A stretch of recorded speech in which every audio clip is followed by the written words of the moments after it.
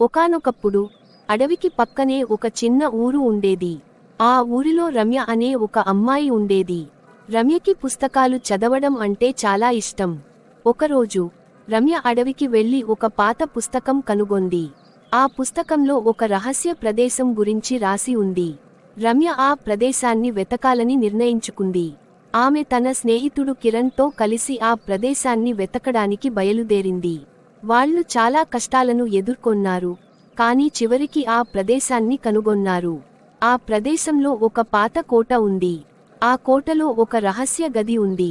ఆ రహస్య గదిలో ఒక పెద్ద నిధి ఉంది. రమ్య మరియు కిరణ్ ఆ నిధిని తీసుకొని ఆ ఊరికి తిరిగి వచ్చారు.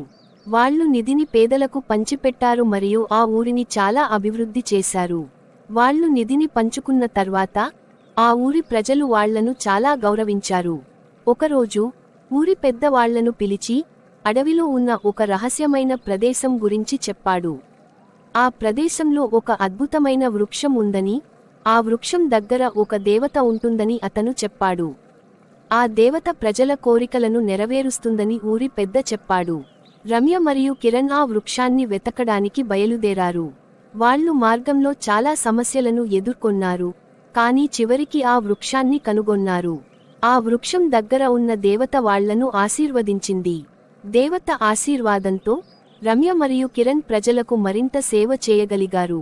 ఈ కథలోని నీతి ఏమిటంటే, మనం కష్టపడితే ఏదైనా సాధించగలుగుతాం, మరియు మనం నిధిని పేదలకు పంచిపెడితే మనకు ఆనందం లభిస్తుంది. ఈ కథ మీకు నచ్చిందా? కథ మీకు ఎలా అనిపించిందో చెప్పండి. ఇంకా ఏమైనా మార్పులు చేయమంటారా?